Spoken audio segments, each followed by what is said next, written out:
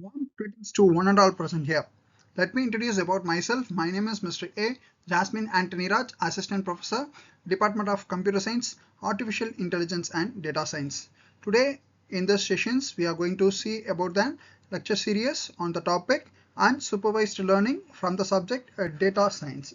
So here if you want to know about an unsupervised learning, so let us give me an introduction. So what is meant by unsupervised learning? Means it is nothing but it is a criteria of a machine learning. So we have different types of machine learnings are available. So we can able to differentiate into a different criteria, so in which we can able to have a model which can be able to train for an unlabeled data. So what is meant by unlabeled data? Means the data without a predefined output. So we cannot able to give an assured definitions or an assured informations where we can able to get and what type of an output we can able to get, or an what will be the targeted variables. So here the goal is to discover an hidden patterns, structures and relationships or an grouping within a data. So what is the main purpose or a goal of this unsupervised learning? Means so we can able to discover what are the hidden informations which is available in that data. So what is an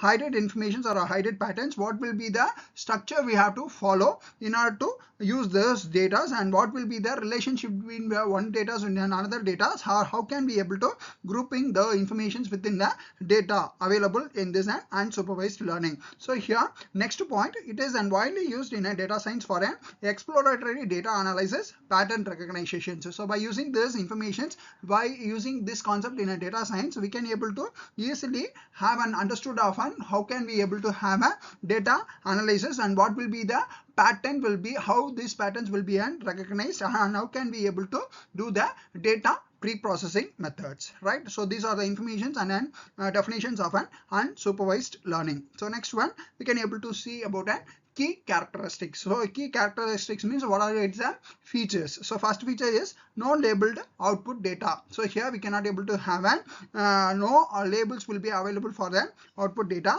We can able to focus on a finding and structures in data. So if you have different types of data, we can able to make an structured of an available data. Next one, we can able to help in an understanding large and complex data sets. So we can able to have a large what are the available informations, how can we able to arrange that informations which is available in a long in size, and how can we able to have an differentiations of an complex data sets. Next one, often used before a supervised learning. Here we can able to use this and informations that will be available for the concept of a supervised learning.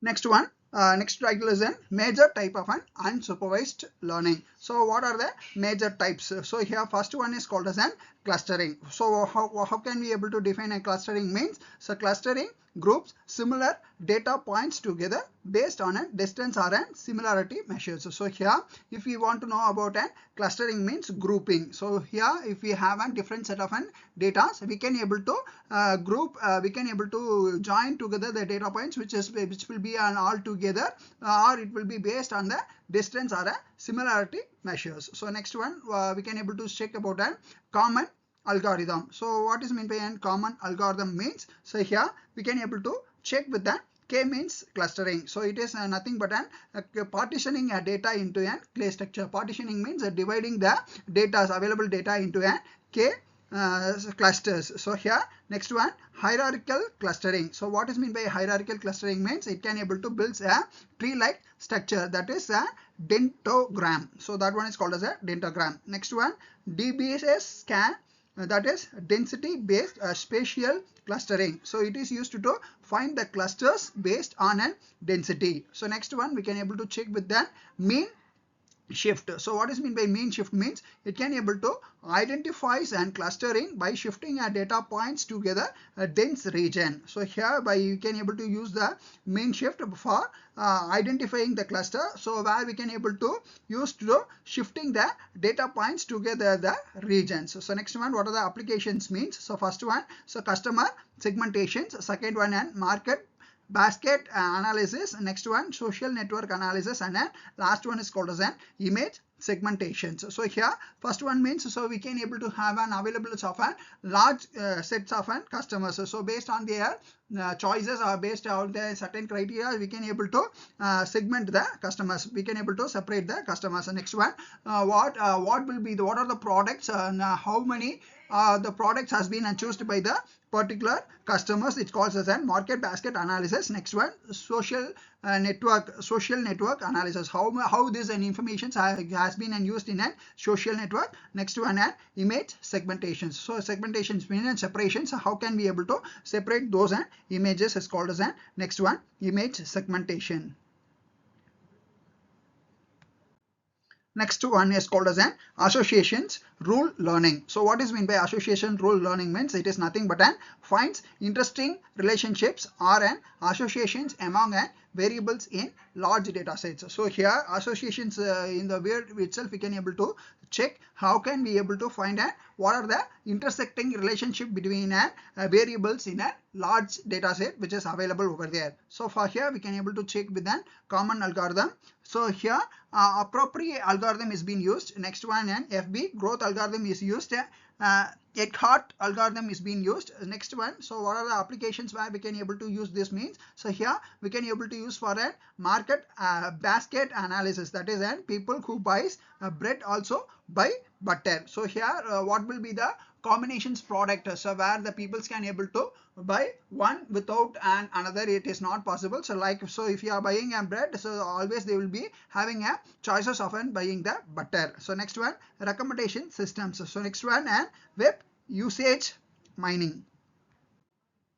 Next one, dimensionality reduction. So what is mean by dimensionality reductions means, so by seeing the name itself we can able to know, so reducing. So here dimensionality reduction means it is used to reduces the number of input variables while preserving important information. So here while we are having preserving the important informations, we can able to reduce the number of input variables where we can able to avoid unwanted variables. So here we can able to check with that common techniques. So for the common techniques, first one is a principal components analysis. In short form we can able to see it tell as an PCA.